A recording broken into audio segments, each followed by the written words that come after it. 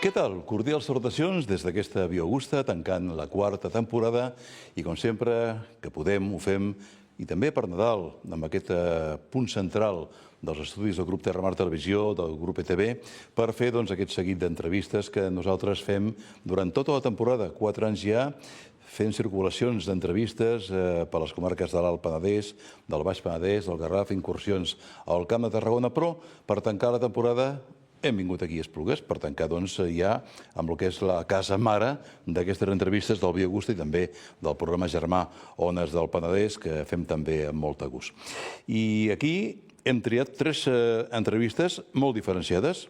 Un catedràtic d'informació, un totterreny de la informació, com és el gran mestre Rafael de Ribot, un cantant rock melòdic importantíssim, que avui en dia encara està en marxa, i per molts anys, com és el mallorquí Llorenç Santamaria, i hem cregut, escolta'm, per què no convidem que vingui el Joan Melero, director de la Fundació Pinae, que fa tantes i tantes coses, l'hem volgut fer. Sempre que l'entrevistem el convoquem en algun plató, algun lloc de les comarques del Penedès i el Garraf, però dic, Joan, vols vindre a Esplugues? Diu, encantadíssim. Gràcies per venir. Bon dia, moltes gràcies a vosaltres per convidar-nos a venir a aquest espai tan meravellós. Amb el Joan, és un plaer sempre parlar, amb el Joan Melero, perquè, evidentment, la Fundació Pinae és una contínua cadena de notícies, d'activitats, de temes importants en benefici social, en benefici de la cultura, en benefici i també actuacions musicals, moltíssimes coses, i, evidentment, penso que ara que arriba l'estiu i ve aquest impàs teòric, perquè jo sé que no pares mai, que fem balanç d'aquest any, d'aquest mig any. Per exemple, des de l'última entrevista, que n'hem fet algunes esporàdiques també, però jo voldria que ens fessis balanç d'aquest mig any, d'aquests primers mesos, des de les activitats que heu fet a Pinae. Bé, estem molt orgullosos de totes les activitats que s'han pogut culminar, especialment des de la vessant de la cultura, de l'educació, de la divulgació mediambiental, de l'acció social, especialment. I bé, com bé dius, tot i que els exercicis són anuals, pràcticament que quadrem les activitats de forma acadèmica, com si fossin cursos acadèmics, i l'estiu és un punt d'inflexió en el qual tornem la mirada enrere, fem una retrospectiva, veiem com ha anat i planifiquem ja el següent curs, que no sempre és coincident per la nostra planificació amb l'exercici natural, sinó més aviat amb l'acadèmic. Sí, acabeu i esteu pensant en el que vingui, amb alguns dies de vacances farem, no? Descansarem alguns dies, sí. Això és importantíssim, Doncs explica'ns, a part d'aquestes activitats, què ha sigut el més rellevant que heu fet en aquests mesos? Perquè jo he assistit a convocatòries fetes per Pinae i jo destacaria moltíssim el concurs de professors de piano, d'innovadors en el món del piano que vau tancar darrerament, i també un projecte molt atractiu, molt interessant, jo diria molt pioner, que és aquest projecte Impulsa a la comarca de l'Alt Penedès. Què destaquem d'això? Doncs sí, mira, començant pel primer, des de la perspectiva de l'estímul de l'educació, de l'ensenyament de la cultura obert a tothom i especialment orientat als joves. Com saps, el passat diumenge vam fer la cloenda de la 50a edició del concurs de joves intèrprets de piano de Catalunya, on vam tenir ocasió de visibilitzar i donar el reconeixement que mereixen fins a 82 joves participants en aquesta edició, de diferents categories, des de 11 a 30 anys, i on vam poder veure un valor, un talent i unes capacitats inèdites per nens tan petits i joves tan agosarats. Ha estat brillant, ha estat molt motivador.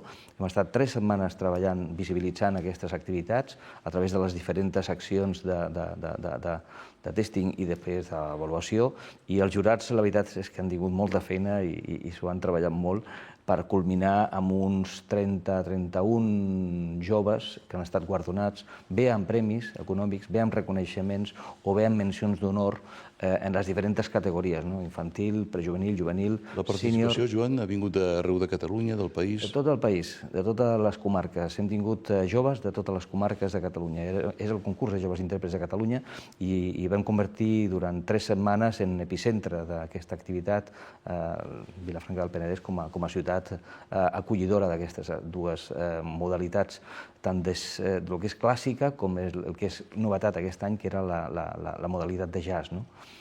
Suposo que això tindrà continuïtat.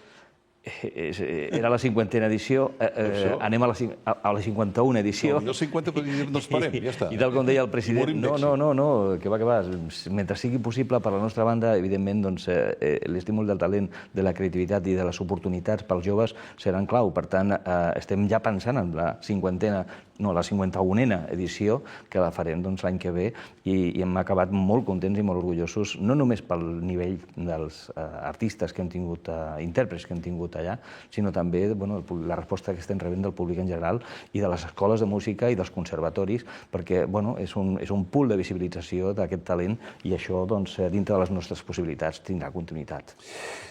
Sí que anirem amb aquest tema important. Del tema Impulsa, vols que comentem alguna cosa? Sí, això t'ho anava a dir. I no volia també parlar del Músic Veu, però anem a l'Impulsa, va. El projecte Impulsa el promou una fundació que no és la Fundació Pinar, és la Fundació Impulsa. És una fundació que vam conèixer fa 3 anys a través de la convocatòria d'Impuls pel Territori que promou la pròpia Fundació Pinar. És un projecte que pretén l'acompanyament no només econòmic, sinó també a través de mentoratge per a joves de perfils vulnerables per raons socials o econòmiques. És un projecte que neix a la zona de l'Osona i que s'ha anat desplegant per les comarques d'interior fins a arribar a l'Anoia. Quan vam ser coneixedors del projecte a l'Anoia, que és un territori que ens és afín i ens és orientatiu de l'activitat pròpia, ens vam apropar a la Fundació i vam voler conèixer-los amb més profunditat. Vam veure una estructura organitzativa extraordinària i una modelització de l'acompanyament als joves inèdit que enteníem que era un projecte que té que estar a totes les comarques perquè a tot arreu hi ha necessitat.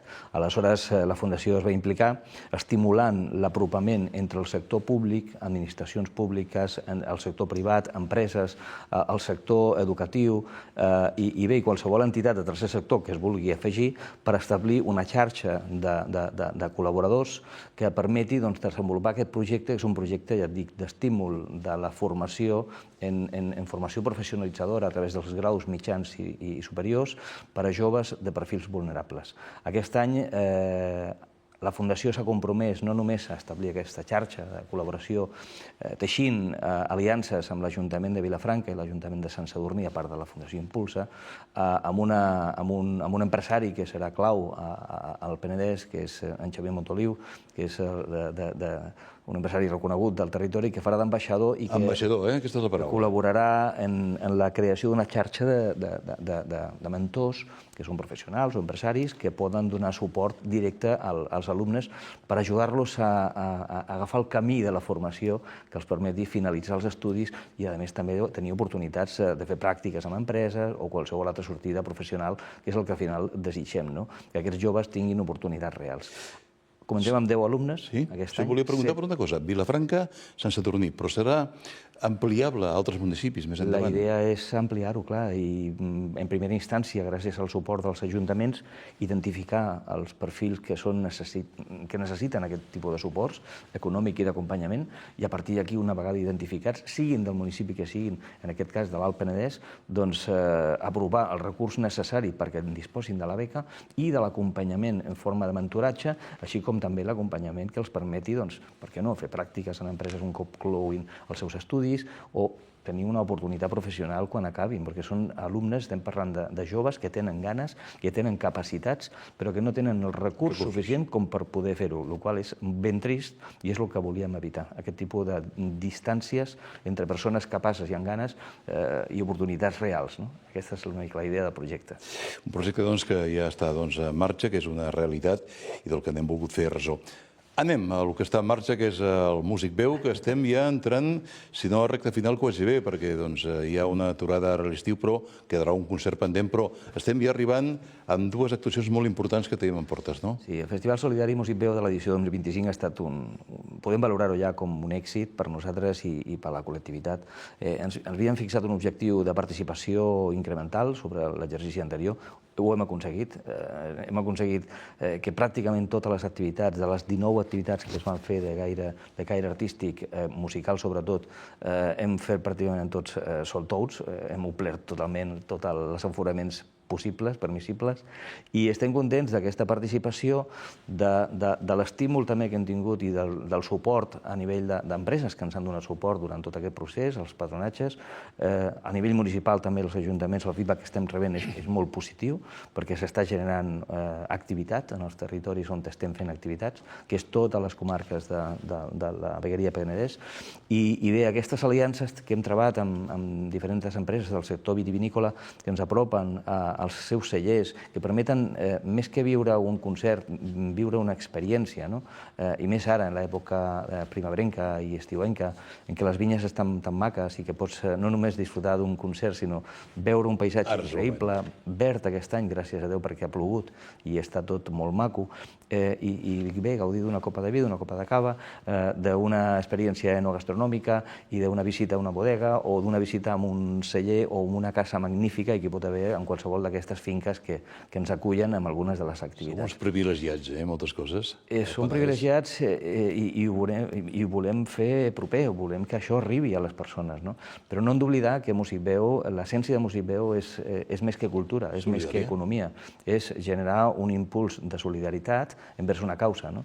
I a més donar visibilitat, és música i és veu, donar visibilitat i veu a la causa que ens ocupa aquest any, que és la plataforma Som Salut Mental, que promou Sant Joan de Déu, en pro de les persones que tenen dificultats en matèria de salut mental, que és que jo ho dic sempre, tots en algun moment de les nostres vides necessitarem ajuda, no? En algun moment i per alguna causa, no? Llavors, aquesta estigmatització de la salut mental s'ha de trencar de totes, hi ha d'haver elements de suport, i la plataforma ho és, no? Empodera a les persones i els hi facilita eines a través de canals no presencials que els permeten tenir informació, tenir accés a professionals i tenir eines per superar moments de dificultat que es poden trobar en qualsevol moment de la vida.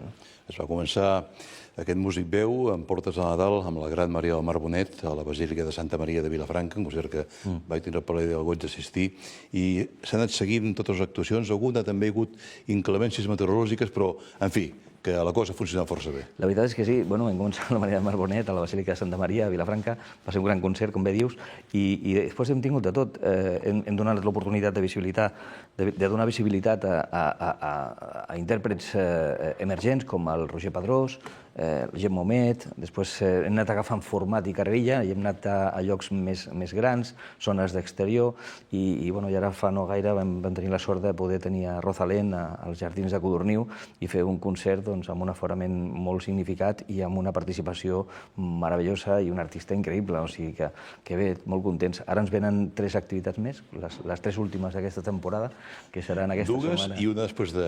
Això mateix. Ara la setmana vinent tenim a l'Helena Gadel, que ens farà un concert a les bodegues de Torres, a Pacs. Serà una cosa preciosa, segur, perquè Helena sempre es dona molt i estem molt contents de tenir-la un cop més aquest any amb nosaltres. Ja és habitual, I la setmana vinent tindrem Coldplay, que és un dels millors tributs de Coldplay que s'està fent aquí a Europa, i que vam tenir la sort de lligar fa un any, i que bé, que els tindrem a les Caves Rovellats, que també és un espai magnífic per visitar i per gaudir d'un vespre extraordinari de música, de naturisme i de visita a la bodega. I quedarà ja al setembre un tema més ja a vora el mar, no? Al setembre marxarem a Vilanova i estarem a l'Espai Fart i farem un espectacle també molt emotiu amb el Xató, amb els 25 anys del Xató, que serà Havaneres a prop de mar. O sigui que tothom que hi vulgui esteu convidadíssims a venir, que serà un espai molt maco, com sempre, i a més una activitat molt atractiva a prop de mar, no? Som al Via Augusta, ja són moltes hores parlant, però anem aguantant. I estem parlant amb en Joan Melero, tancant la temporada, la 4ª temporada d'aquest programa, avui des del plató central de ETV, del grup Terramar de Televisió. Però també vull preguntar-te, com a director de la Fundació Piner, quin moment viu actualment la Fundació? En quin moment esteu situats a tots nivells, a nivell d'activitats, a nivell econòmic, a nivell d'organització? Com funciona? En quin moment esteu? Bé, la Fundació és una fundació privada sense afany de lucre, hereva de l'obra social de l'antiga Caixa Penedès, ja ho sabeu, i d'alguna manera promotora d'aquesta obra social continuada, però ja amb una evolució ja pensada en ple segle XXI, amb uns objectius molt més clarament definits. Hem començat el 2025 amb un pla estratègic totalment renovat, tenim 5 anys per endavant per desenvolupar desenvolupar línies de cultura, línies d'educació, línies d'acció social, línies de suport i de planificació i de divulgació mediambiental i preservació mediambiental, i també línies de recerca i investigació, centrant-nos especialment en els col·lectius més vulnerables. I per vulnerables entenem especialment el col·lectiu de la gent gran i el col·lectiu de la gent més jove, que tenen dificultats i que se'ls ha d'ajudar, al igual que altres col·lectius no vinguts, col·lectius que tenen dificultats per qüestió de salut i altres que es poden anar identificant clarament i a través dels diferents projectes que desenvolupem i a través del suport indirecte que fem per la convocatòria d'Impuls pel Territori, que estem a punt de donar ja els resultats de la selecció d'aquest any, doncs ens apropem a tots aquests col·lectius. Quin dia sabrem aquests resultats? El proper patronat de la Fundació és el dia 16, doncs el dia 17 ho sabrem. El dia 17 ho sabrem perquè s'aprovarà per patronat i, evidentment, aquest any tenim molta feina perquè són 101 projectes que s'han presentat de les 4 modalitats: cultura, educació i esport inclusiu, acció social, sobretot, recerca i investigació, per primera vegada, i preservació i divulgació mediambiental. O sigui, jo crec que sortiran un nombre molt important de projectes que ens donaran feina d'acompanyament i suport durant tot l'exercici vinent. Al final no és només cultura, sinó també acompanyament a projectes de tot tipus que es desenvolupen en el marc del Penedès. Es va creixent dia a dia, eh? Sí, la Fundació és una fundació que està molt sanejada, està molt equilibrada, s'ha treballat molt perquè així sigui, no va ser sempre igual, no va ser sempre així, s'està fent una gestió patrimonial molt exigent i molt responsable. Ara estem immersos en un canvi de govern, perquè tampoc no volem, som transparents i no volem que els òrgans de govern siguin perpetus i a instància pròpia i per motivació pròpia, molts estem fent un procés de renovació dels patrons que ja porten un determinat temps i que ja han fet 2 mandats, com a fer-se amb els mons moderns i civilitzats, intentar fer això, un esforç de renovació i de bon govern, que és el que pretenem. A partir d'aquí tenim recursos i els destinem a fer tota aquesta acció responsable.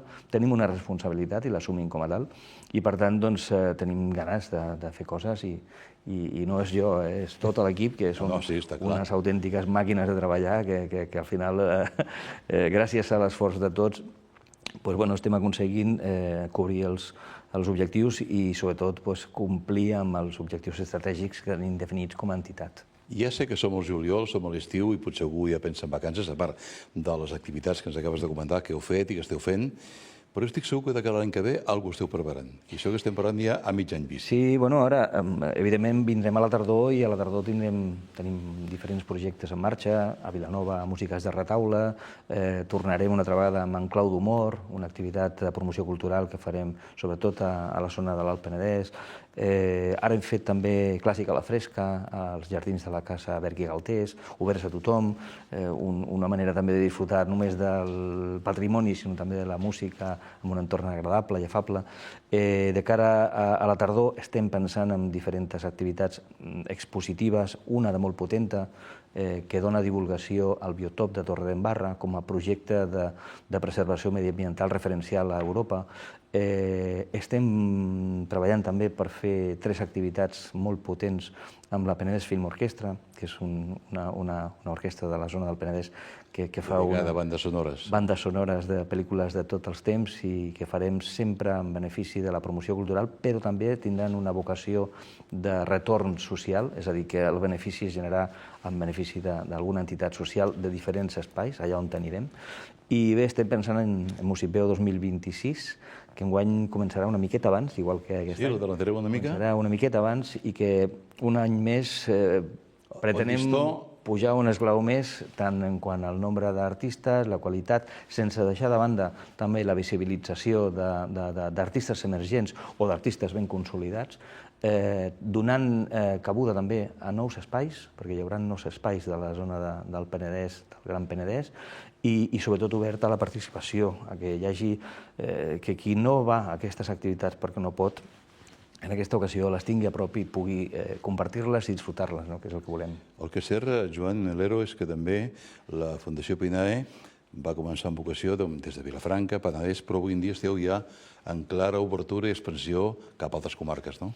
Tenim un compromís territorial que va més enllà de Vilafranca. Vilafranca ens acull, és casa nostra, però sí que és cert que l'Alt Penedès ha estat el gran àmbit territorial on hem desenvolupat la majoria de les activitats i que el nostre compromís estratègic és arribar fins a totes les comarques de l'Alt Penedès, perdó, de lo que és la vegueria Penedès. Vegueria Penedès, sí. Ens agradaria arribar més lluny, però al final t'has de definir un espai territorial i uns objectius que... A més, em parles de Torredembarra, que això ja és cap a Tarragona. Puguis assolir, no?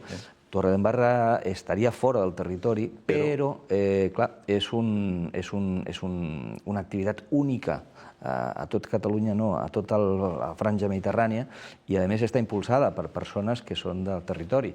Per tant, clar, és un projecte extraordinàriament maco i hem de divulgar-ho perquè és nostre, o sigui, ens el sentim nostre. No, tot el que sigui preservar el tema per la natura és un tema molt, molt, molt important. Home, evidentment, si no veiem per la natura, i el tema aquest que ens acabes de comentar, certament que està a Torredembarra tocant al Penedès, però evidentment que es promou des de la casa nostra. Escolta'm, digues.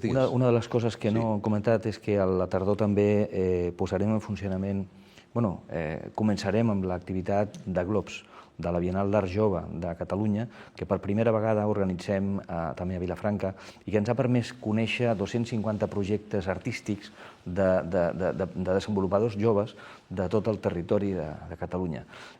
Aquesta activitat començarà a partir de setembre-octubre. Hi haurà l'espai de residència on 3 artistes seleccionats compartiran durant 2 mesos la seva activitat amb professionals i col·lectius del territori, i després, a partir del novembre, començarem a fer exposicions en 4 espais també de Vilafranca que ens permetran conèixer l'obra de 20 artistes que han estat seleccionats. Aquests artistes, a la vegada, tindran una segona selecció, hi haurà uns guanyadors. Però unes fases, vaja. I els guanyadors, l'any que ve, els portarem o els hi donarem visibilitat amb una fira internacional, que probablement sigui Arco. Estem encara acabant de definir, però probablement sigui Arco. IFEMA, molt bé. Doncs escolta'm, qui vulgui anar aquí, doncs ja pot començar a apuntar-se i fer coses bones, Estem molt contents perquè el període d'inscripció va cloure fa no gaire i teníem 250 propostes artístiques de tot Catalunya d'una qualitat increïble i de tot tipus d'especialitats. Llavors, clar, la dificultat està triar-les, perquè, clar, voldries triar-les totes, però sí que és veritat que gaudirem de la millor col·lecció d'artistes i jo crec que serà una experiència única. I si tot va bé, doncs això també voldríem continuar-ho, això sí, de forma bienal, perquè l'esforç econòmic i de feina també és molt gran i llavors, això, d'aquí a 2 anyets tornarem a començar. No t'he preguntat mai, en quin pressupost es moveu a Pinae? El pressupost anual d'aquest any... Quin seria? Mira, va ser... Si es pot dir, Bueno, a mi no m'agrada parlar de números, però és un pressupost bastant elevat en relació a una sola consideració, però petit per tot el que volem abastar. És a dir, si parlem d'acció social, ens quedem curts sempre. Si parlem de cultura, podem arribar, més o menys. Però que la realitat és que és un pressupost de tamany mitjà tirant a alt, per lo que és una entitat de tercer sector, però ja et dic que és que la diversitat d'activitats que es fan ho requereix i gràcies a Déu es pot fer. O sigui que és un pressupost, diguem, actualitzat i que dona... Voldries més, però que està molt bé. És públic, es pot consultar a la guia d'entitats. No, simplement una pregunta que m'ha vingut ara d'aquelles que a mi em surten a tant. El darrer minut. Joan, què ens queda al tinter? Bé, doncs, poca cosa més, perquè hem parlat pràcticament de totes les coses que creiem que eren importants ara del darrer cicle temporal que ens ocuparà a la tardor i de l'inici del que ve. Bé, sobretot la convocatòria que la farem pública ara aquí a poquet.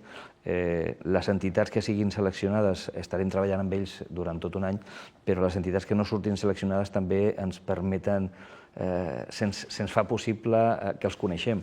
I en ocasions, si no hem pogut o no podem ajudar-los a través de la convocatòria, segurament tindrem interaccions que ens permetran generar xarxa amb altres operadors del territori que els puguin donar suport o inclús valorar altres formes de col·laboració vinculant cultura, vinculant acció social o vinculant el que sigui possible, si s'ho val, Per tant, que ningú es desanimi quan surtin els resultats, perquè estem sempre al costat de tothom.